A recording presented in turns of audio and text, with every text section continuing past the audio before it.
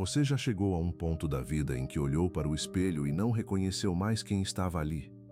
Não estou falando de aparência física, estou falando de algo muito mais profundo, uma sensação de vazio, de cansaço da alma, como se a chama que um dia ardeu forte dentro de você tivesse se apagado aos poucos, sem que você percebesse exatamente quando isso aconteceu. Se você já sentiu isso, saiba que não está sozinho, e mais do que isso, saiba que Deus tem uma palavra específica para esse momento da sua vida. Em Isaías capítulo 43, versículo 19, o Senhor declara algo poderoso. Eis que faço uma coisa nova, agora ela brotará, não a percebeis vós. Repare na pergunta que ele faz. Não percebeis? Às vezes a renovação já começou, e nós ainda estamos tão presos ao peso do passado, tão distraídos pela dor do que ficou para trás, que não conseguimos enxergar o que Deus está construindo bem diante dos nossos olhos. Hoje quero te convidar a abrir o coração para perceber essa coisa nova que o Senhor quer fazer em você, por dentro, no lugar mais íntimo do seu ser. O primeiro ponto que preciso compartilhar com você é este.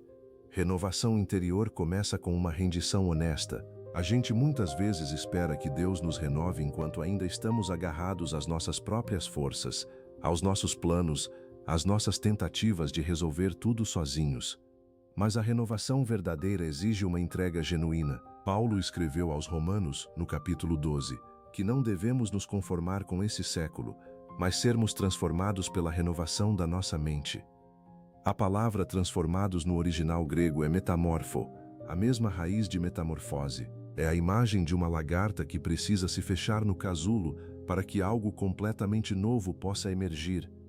Você sabe o que acontece dentro do casulo? A lagarta literalmente se dissolve, ela perde a forma que tinha, e é justamente nesse processo de se deixar desfazer diante de Deus que nasce uma nova criatura. Talvez Deus esteja pedindo que você solte algo hoje. Uma mágoa que você carrega há anos, um orgulho que te impede de pedir ajuda, um padrão de comportamento que você já sabe que não te serve mais. A rendição não é fraqueza. É a porta de entrada para a transformação mais profunda que você já viveu. O segundo ponto é que propósito não se encontra, ele se revela. Existe uma crença muito comum de que o propósito de vida é algo escondido que precisamos caçar, como se estivesse trancado em algum lugar distante esperando ser descoberto. Mas a Bíblia nos apresenta uma perspectiva completamente diferente. Em Efésios capítulo 2, versículo 10, Paulo diz que somos feitura de Deus, criados em Cristo Jesus para boas obras, as quais Deus de antemão preparou. Isso significa que o propósito não está fora de você esperando que você chegue até ele. Ele foi tecido em você pelo próprio Criador antes mesmo do seu nascimento. O que acontece é que a vida, com suas feridas, suas decepções, suas pressões, vai cobrindo essa chama com camadas de dúvida e medo.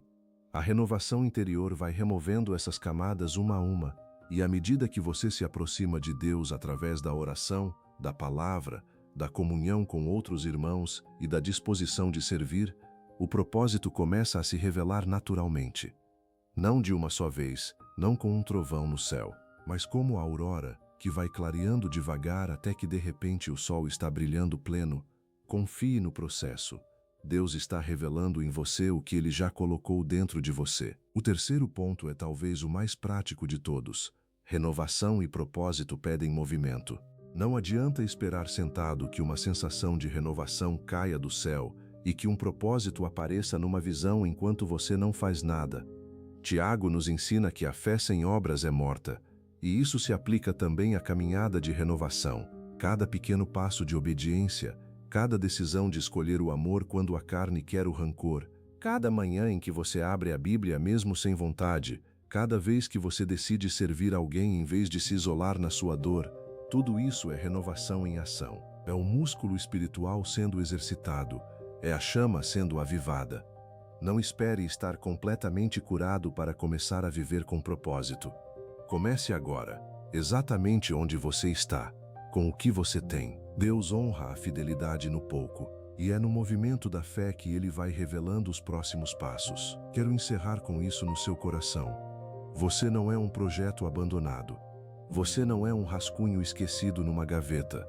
Você é a obra de um Deus que não desiste, que não cansa, que não erra. Aquele que começou a boa obra em você há de completá-la. Essa é a promessa de Filipenses capítulo 1, versículo 6. E promessa de Deus não volta para ele sem cumprir o efeito para o qual foi enviada. Talvez você esteja num casulo agora. Talvez tudo pareça escuro e apertado. Mas lembre-se, o casulo não é o fim. É o lugar onde a transformação acontece. Você está sendo renovado. O seu propósito está sendo revelado. Não desista antes do amanhecer. Vamos orar juntos.